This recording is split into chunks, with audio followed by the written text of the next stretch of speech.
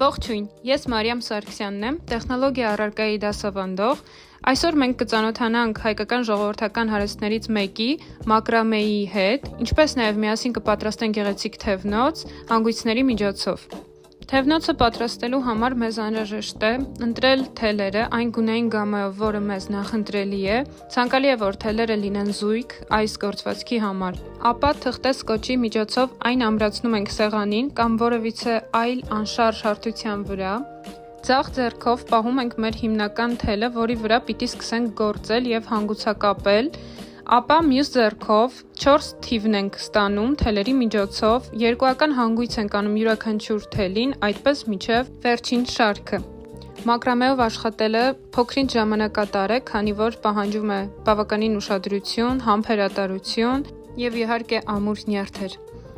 Մակրամեն դա ձեռագործի տեսակ է, որի հիմքը հանդիսանում է հանգույցը։ Դեկորատիվ գործվածքի արվեստի հիմքը պետք է փնտրել հին աշխարհում։ 13-րդ դարում հանգուցային տեխնիկան արևելքի երկրներից Իսպանիայով ներթափանցեց դեպի Եվրոպա։ Հյուսվածքը որպես դեկորատիվ արվեստ սկսում է զարգանալ 15-րդ դարում։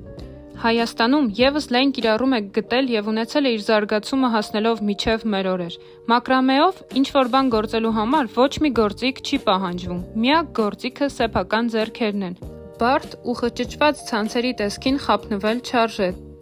Որքան էլ զարմանալի թվա, մակրամեն հիմնված է ընդամենը մի քանի հիմնարար հանգույցի վրա։ Մակրամեով կարելի է գործել գրեթե ամեն ինչ՝ զարդեր, վզնոց, թևնոց, ականջողեր, շորեր, պայուսակ, գոտի, հեռախոսի պաշտպանիչ պատյան, զամբյուղ եւ այլն։ Իդեպ, առանձնահատուկ դեր ունի հին իրերի նոր կյանք տալու գործում։ Մակրամեով աշխատելիս բացառությամբ հատուկ դեպքերի հանգիստ կարելի է ընդհատել աշխատանքը, չվախենալով, որ գործվածքը կարող է քանդվել, չէ՞ որ մակրամեն ոչ այլ ինչ է, եթե ոչ հանգույցների համակարգված բազմություն։